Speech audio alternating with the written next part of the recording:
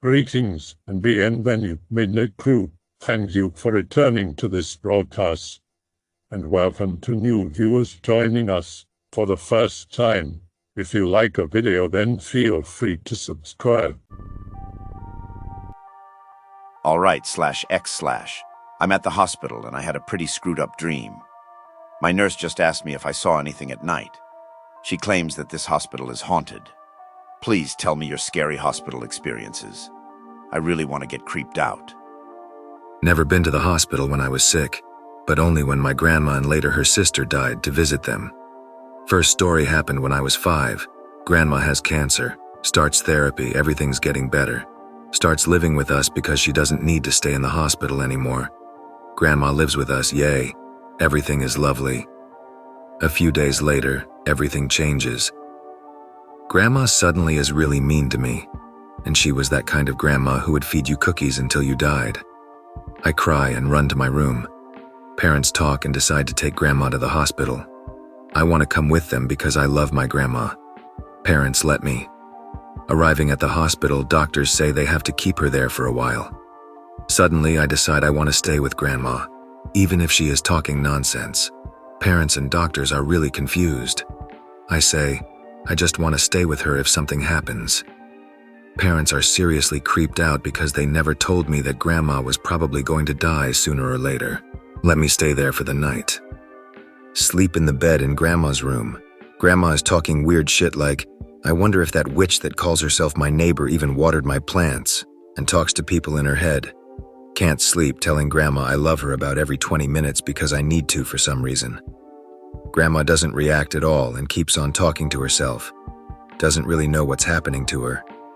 Freaked out because grandma's going crazy. Stop talking to her and wait for the night to be over. Eventually she stops talking.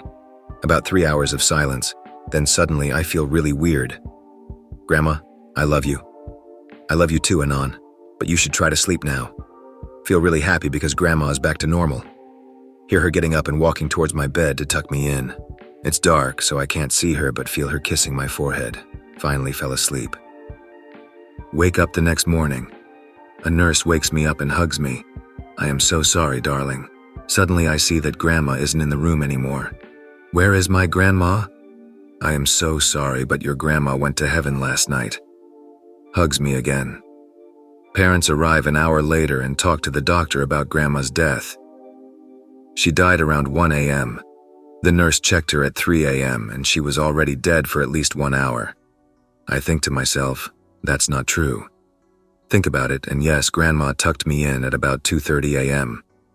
A few years later, I talked about this to my mother. Apparently, I had remembered 3 a.m. as her time of death, but my mother corrected me, even showed me some documents. So this doesn't necessarily mean the ghost of my grandmother tucked me in one last time. I mean, I probably fell asleep and the nurse tucked me in, and I just dreamed that it was my grandmother. But it still is a little creepy that I was there when she died, because I wanted to be by her side. Many people start hallucinating and talking gibberish before they die. And many people get a burst of strength before they die. That was your grandma tucking you in. She didn't want to leave without saying goodbye. And when you said you loved her, she had an opportunity to say she loved you too, felt at peace, and passed away. Royal London Hospital. Really nice, got my own room, own bathroom, blah blah. Get transferred to a ward because apparently someone else needs the room. WTF, I'm dying here. Guy opposite me, but slightly to the left, just lies there motionless. All day long, he has a bag attached to his bladder so he just pees into that without even trying, and he's on a drip, and the nurses have to do everything for him. They have to take him for a scan one evening, and I ask the nurse who is giving me an injection what's wrong with him. He tells me he doesn't know, but the guy is totally paralyzed and can't even talk. One night, I wake up to a beeping sound, and the man is standing at the window by his bed, but not looking out. He's looking in at the people sleeping with his eyes wide open. I can only see him through a little gap in my ward curtain. After a while, I move really quietly and close the curtain. The strange thing was, I don't know what the beeping was, but I know every time it goes off, The nurses always come rushing in worried. They didn't this time, and I couldn't even hear them. It was like there were no nurses or night doctors on the ward at all. Not really a hospital, but a sickness story. Remember the pig flu craze? I was unfortunate enough to catch it. Now, normally anyone with that kind of flu would have been taken to hospital, especially a patient with my age and condition. But since the hospital was quite full, and I was not an extreme emergency case, my mother said she wanted to take me home. The same night my fever rose above 40 Celsius, 104 Fahrenheit. Now mind you, we had lots of fever-reducing medicine at home, and I got really nice pills. But my fever still wouldn't go down, and for someone with a normal temperature of 34.5 to 35 Celsius, or 94.1 to 95 Fahrenheit, such a fever is not a piece of cake. That night, some really weird things went down. The chandelier in my room started moving. First slowly rocking, then it went crazy. Above it, I could see some shadow figures moving. It looked almost like a film. It actually looked like it was telling me a story. One figure was like nice to a lot of other figures. They danced together. Then the figure fell asleep and was lonely. There was another figure who would come in while the other slept. It got closer and closer. Then it took out something sharp. The other figure got up, was sleepy, noticed that strange figure and kind of greeted it. The she stood up and turned away from the figure. It was then that the figure cut off the head of the other. That night I couldn't sleep very well, not only because of this, but I was convinced that the figure was lingering outside my bedroom. I've seen its silhouette hushing outside my door and heard it moving. Its machete even after I have closed the door. I was quite scared after seeing this, especially since I've heard some parts of it. I can't really look up to the chandelier up till today. I am so glad that I'll get it removed soon. A friend of mine who once stayed over at my place also mentioned that she saw something like a figure above the chandelier about half a year later. This isn't so much scary as freaky. I'd had a pneumothorax or a hole in my lung that wasn't serious, but they had to keep me in for a few days. Anyway, they didn't have enough space on the lung ward or whatever I was supposed to be put in, so I was sat in the urinary ward for 3 days. The room I was in was a big one, with 8 or so beds including mine, and had 3 guys in it with me, including this old man, like real old. As in, he was so old the hair in his ears was longer than the hair on his head. He had some piss bag attached to him and used to make the most disgusting, miserable sounds whenever he peed. So I'm chilling here, feeling really winded when this nurse that wasn't usual staff goes past. I remember her distinctly because she was really tall but really thin. She was like a void and it seemed to lose definition, like she was 2D, but not. Anyway, she goes over to the man and does something to his drips and leaves. A few minutes later, he starts going again with his moans of pain, which I ignored until I noticed the pee bag was going red. I call a nurse and they rush him off somewhere. I asked about him later and they all seemed to avoid it as if they didn't know who he was. And then just as I left, I saw her again, going into the pediatrics ward. I think I saw death doing her rounds. I have a story, but it really is not too spooky. I was an exchange student in Thailand about 4 years ago during the swine flu scare. I caught the normal flu during and was hospitalized because they were paranoid. The hospital was actually quite nice. First night in the hospital it was cold, have difficulty sleeping, and finally fall asleep around 2 a.m. Wake up at around 3 a.m. Need to pee badly because of the IV drip. On the way to the bathroom, adjust the AC so it is not so cold. Pee and go back to bed. Lay there, notice the AC is still blasting, so I decide to just turn it off. Get up and go back to the AC adjuster and notice it was back to where it was before. Whatever, just turn it off. Go back to bed and eventually fall asleep. Wake up around 7 a.m. and the AC is blasting again. Next time a nurse came in, I told her about it, and she kind of just smiled and turned the air off as she left. The next night rolls around. Feeling sick, I just want to get some sleep. The nurse checks on me. I ask her for something to help me sleep. She gives me something, and I doze off within the next hour. Woken up by the nurse at breakfast time. She tells me my TV was on when she came into the room, tells me I must have fallen asleep with it on. Air blasting again. Strange, considering I never actually turned on the TV the whole time I was there. Again, not super spooky. Just some strange happenings. It's okay. Most people don't go to mental hospitals many times in their life. I've been there. Shit just gets fuckier and fuckier until they have an excuse to fry you into a shell, and then they will literally laugh at you and sit you down and force feed you information and propaganda. That's literally all they do there. That's what it's supposed to be. They mess with you until you can be considered panicked, screw your head up until you're the possibility of losing your personality, and kick you out with a bill. Then you just hope that your fucking mind will bounce back. I've had people exorcist backwards crab walk into my room. Dude that shot themselves in the face and lived. Car crash victim thrown 120 yards. People that know what you dreamt about. At night, if you're unlucky like me, you'll get a nurse pretending to be a demon. Face it, if you're in /X/file and you get that groupthink is a thing, then obviously mental hospitals are hellholes that mess with your head. I've seen weird shit, man. Too weird to tell people. But, yeah, mental hospitals are both hellholes, and the way out of it. It is much, much safer to go to a doctor. I'll share a story back from when I was in the hospital in 2005. I had a severe migraine attack, seizures and all that shit. I couldn't see, I couldn't breathe, I couldn't do anything but scream and twist about. I was in great pain, so I was taken from school to the hospital. The first couple of days were absolute shit. I puked everywhere, I was knocked out most of the time, etc. I was still a kid back then, so the whole room and section was decorated with fish and aquariums. I'd love staring at the fish. I couldn't walk, so I had to be on a wheelchair and have someone carry around my IV machine thingy. One day I woke up in the middle of the night and couldn't fall back asleep.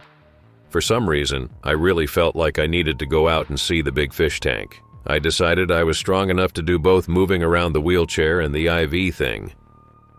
To my surprise, I wasn't attached to the IV. This was not supposed to happen, but I didn't care much. I couldn't find the wheelchair, so I decided I'd walk. I knew it was a matter of time before some nurse noticed me and sent me back to my room, but I went for it either way. The whole hallway was empty. No nurses, no nothing. I walked for what seemed forever until I found the big fish tank. A nurse was there. She turned to me and smiled and said her name was Anna. I was like, "Aw, crap, I don't want to go back to my room." But surprisingly, she didn't send me back. We just looked at the fish together and she was nice. She introduced me to some other boys and girls, and it was quite nice since no kid had talked to me. Every night, I snuck out of my room without my mom or anyone noticing, since it was always lonely except for Anna and the kids. We would watch TV shows and Anna would tell us the name of the fish. We'd all talk and have a good time, and it was a matter of time before they told me, "You're going home tomorrow." I was devastated. Even when I was sick, I was having a great time. I cried that night to Anna and the kids. We all hugged and promised we'd see each other again someday. On the last day I was there, I hugged every nurse that had helped me goodbye, and I kept asking for Anna. Everyone evaded my question, but I insisted. One of the nurses leaned down and told me, "Baby, there's no Anna."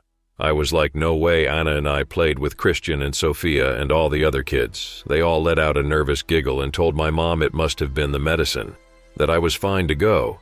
To this day, I still don't understand what happened. Legit story. If so, do you remember more details about the nurse and kids? Legit. I remember she was very pale. She had blue eyes, short black hair, and short. She was really young. The kids I remember the most are Christian and Sophia.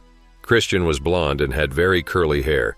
His eyes were green, he had freckles and tan skin. Sophia had long black hair, red cheeks, and gray eyes. Be me, a townie on a quiet rural island. Start getting depressed because I'm an autist without friends outside the internet and actually live a happy life for my family. Screw it. Literally left my job and went to the old family wood shack. Be there for a week. Start getting paranoid because this forest is silent. By the second week, I wasn't depressed. I was terrified of the silence. Third week, I literally haven't slept at all. Start wandering the forest trying to find out why the fuck is so silent. Fourth week, family had called the police who came looking for me. Apparently they were worried I had done something stupid. Too bad by that time I was absolutely nuts and thought they were coming after me because I started to survey the close to the shack radar base. Long story short, I end up running for an hour with them chasing me. One broke his leg, and the other one got a black eye, because I punched him when he caught me. 3 weeks in the psych ward of my town's hospital, and I still have to do therapy about what I did. I actually take a nap, the doc lets me do it. But fuck that forest, I'm not going there anymore. Be me during 2015 to 2017. Have severe depression and iPod tendencies. Be arrested for an hero attempt, brought to the hospital. Before I was given drugs, I kept seeing things and got bad feelings and became unusually paranoid. Got to bed the first night. Laying in a ball-freezing room on my shitty excuse for a cot. See something dark slithering on the ground. No glasses, freak out. Reach for them, too scared to move fast, and keeping my eye on the growing, moving pool of condensed evil. Suddenly it grows and rises up, a dark mass staring at me at the foot of my bed. Shit still slithering in pools across the floor. If I didn't actually use the bathroom before bed, I would have actually shit myself. Shout for the night nurse, screaming for help about the thing I saw. She comes in. I'm crying and shaking, trying to explain. She thinks I'm crazy. Gives me Ativan and I pass out in bed 3 minutes later. Same visit 2 days later going to the gym. Just an open room with basketball nets on each end. I got in there and stood around for about 5 minutes. Was about to pick up something I found. Something happened, I think. No one said they heard anything, but it was like a loud pop. Like a balloon that resonated in my ears. Blackout. See a horrible vision of the entire room collapsing in. All the people being killed. The floor sinking in. The whole building shaking. See light fixtures fall. Hear them all screaming as they're crushed and torn apart. I'm shouting and crying, watching this madness. Suddenly awake in my body again. Bawling, cowering under a table with my hands over my head in a bracing position. A nurse coaxes me out from under the table. I'm still coming to my senses. I'm losing my mind, trying to stay near the walls and under door frames. I try to tell the nurse what I just saw. TFW, everyone thinks I'm batshit insane. I've never had this shit happen to me before in my life, guys. Never. I may have been sensitive to spiritual things my whole life, but have never had this kind of shit happen before. Remember, all I came in for was severe depression and an hero attempt. You have a mental illness. Sorry, but there's no solution, really. Just don't pay attention to things like that anymore and live your life. You have a mental illness. Sorry, but there's no solution, really. Just don't pay attention to things like that anymore and live your life. The thing I was going to get to is that I don't have any kind of depression, anxiety, or any sort of illnesses anymore. Nothing. How can something like that just come and go so quickly if I truly had a mental illness that apparently is supposed to last for decades or the rest of my life? I only had these kinds of experiences when I was in the hospital itself receiving treatment. I live my life normally now, and have for almost 12 months. I live on my own, have a SO that lives with me, work, pay bills, and I'm going back to school this year. The only change I made was actually converting to Christianity. I was a pagan for about 5 years before and agnostic all before that. This actually helped me come to the conclusion that demons follow people and cling to them, causing fear, anxiety, depression, etc. I believe they fester inside places like psychiatric hospitals, and it's like a feeding ground. Anyways, I'm just telling my stories of what I experienced dealing with that sort of thing.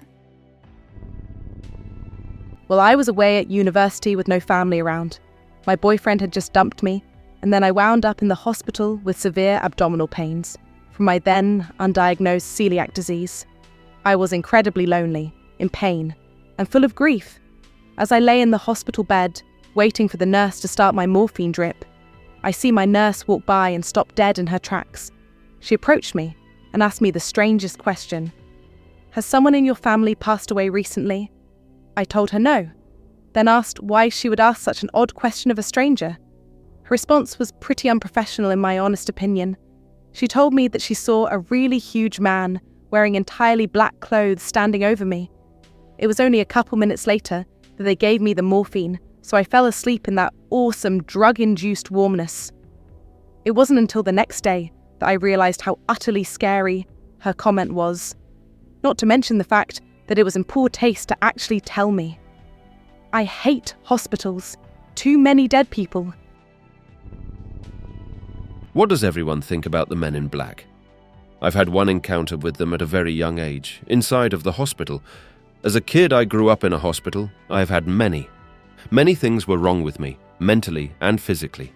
In the end, I survived everything, with occasional trauma and extremely weird and confusing stories from the time in the hospital I remember very clearly, including one with the men in black, albeit I think it is. The story does need a bit more things to understand it better, such as that I was bound to die on the highest floor of my hospital, not gonna dox myself, and was in the room with many other children that were gonna die, but as they thought we would die, they would experiment on us. When my parents would not be there to sleep next to me, there would be doctors talking to me, albeit only one doctor, a woman, and 6 others looking at me with a mask on, and their eyes all looking very blue. The lady would tell me crazy stuff, like green bears and flying seahorses going through the hallways at night, and when I see them, I should embrace them or whatever. They would tell me all these weird animals are living in these halls, and in this very room, blue horses, green bears, flying neon seahorses. They would mimic these sounds in the middle of the night behind my wall, and I would not close an eye.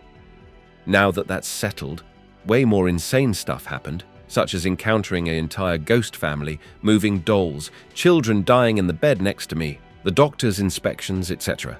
They would occasionally bring me in a very dark room.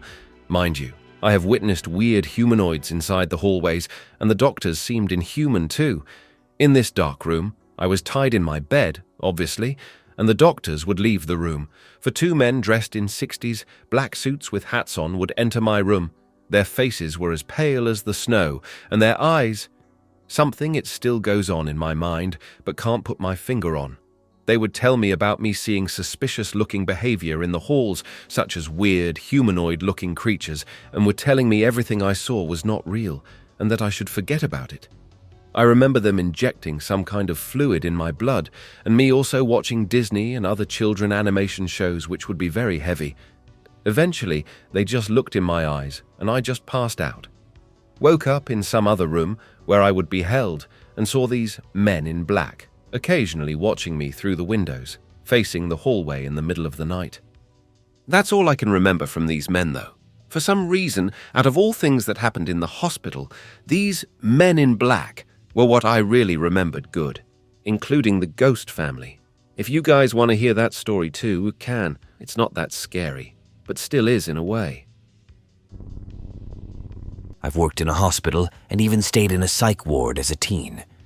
From working in the hospital, I noticed nurses in the ER and psych wing would purposely turn the phone off when patients they didn't like attempted to use them.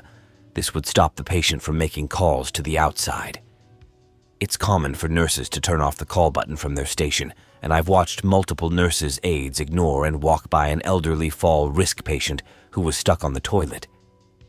They left her there for an hour, then acted confused when the head nurse came in. From my personal account in a psych ward, for trying to be a hero, so no psychosis, I had the head psychiatrist threaten to tube me for not eating. This was after 3 days they refused to give me food. When the nurse checked the food, it was eaten, obviously, and he claimed he didn't say that and was sorry if it came off that way. He specifically used the word feeding tube. The food is poison, avoid illness at all costs, do not pay medical bills. The shortage is well deserved, and the U.S. healthcare system needs to collapse. My next stories take place in a skilled nursing facility. Multiple patients developed infections from not being turned at night. Again, nurses turned off call lights and ignored patients. Patients would go weeks without showering and laying in their own filth. Sometimes aides would walk into rooms and turn off the call lights, but ignore the patient asking for help. Nurses and aides would spill bodily fluids, pee, shit, blood, and just throw a paper towel over the spot. No attempt to clean it up. This facility was known for having little to no housekeeping staff.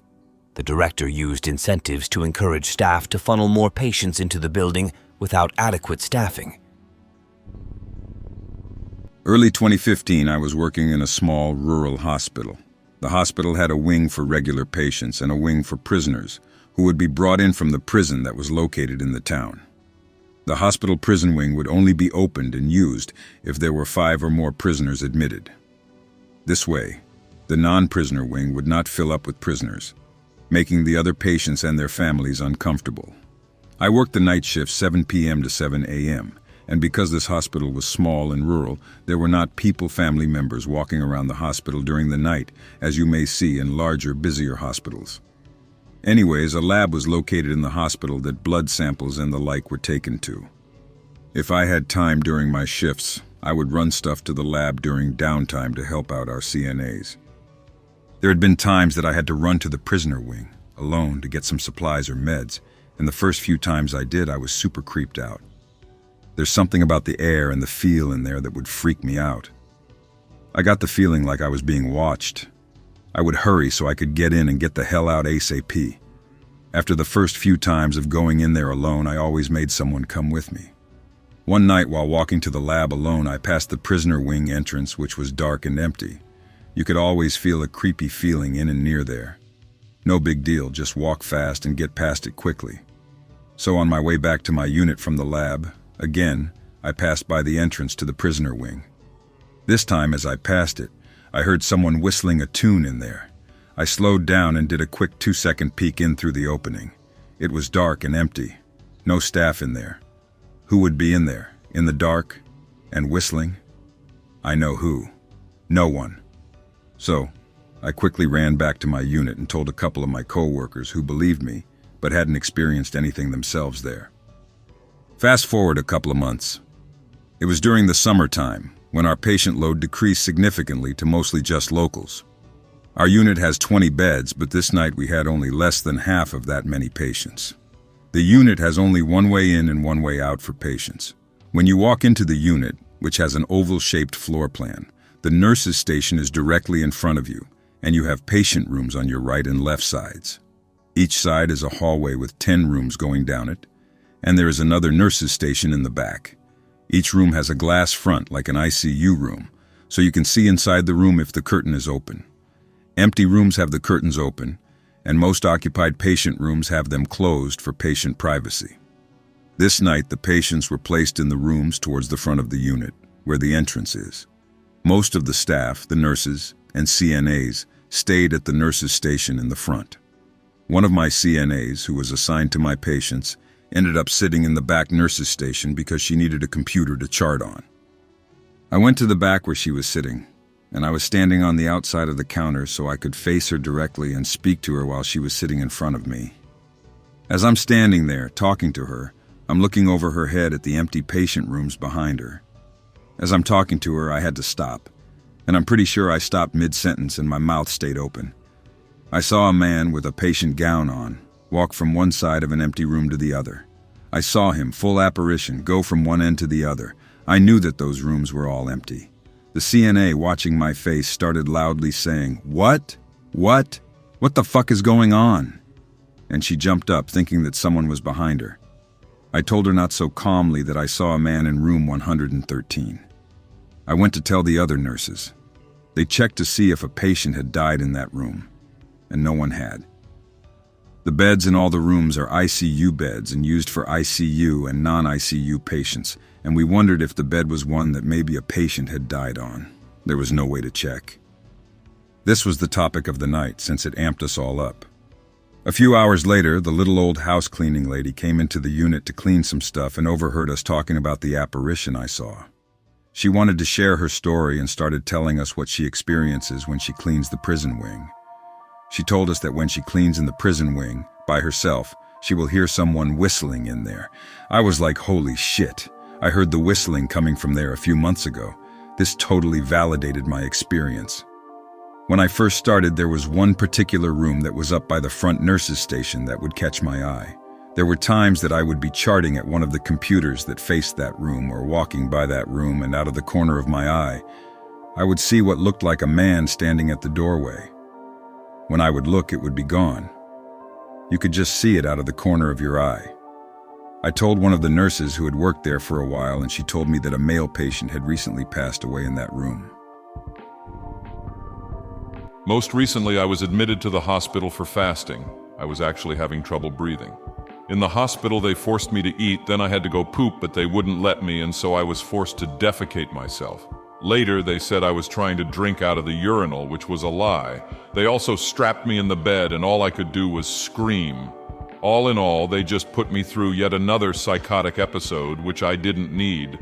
During the episode, I hallucinated that I was going to escape through the means of teleportation by knocking my head on the glass doors and windows, and they just said I was trying to off myself. Really, I just wanted to kill my dad, who put me in the hospital in the first place. I also remember thinking I was going to get nicotine gum, which I eventually got on the psyche unit. They assumed I was sick from detoxing my body since I was throwing up waste. Just because my dad likes to talk shit about me cleansing my body, it was pretty traumatizing. They even put me down as a fall risk, although I wasn't falling down. They're pretty stupid for fucking up my fast. I want to hurt someone by cursing or something. I think I'm just going to start telling people to go to hell. It gets pretty immature. My dad lies and says I told him to call the hospital when I just told him I couldn't breathe. Now I have to start my fast all over. I was in it for 9 weeks. This is just a huge inconvenience, and the last time I trust my dad with a medical emergency. By the way, nothing was even done about my breathing troubles. Idiotic morons. I hate those godless fools who don't know a damn thing about fasting. Next time I'm just going to stay quiet and trance out. I seriously hope that something bad happens to these people. I don't really like being treated like an animal with no rights. Fuck that. If they want to treat people like shit, then they deserve bad karma. I hope that you enjoyed tonight's broadcast.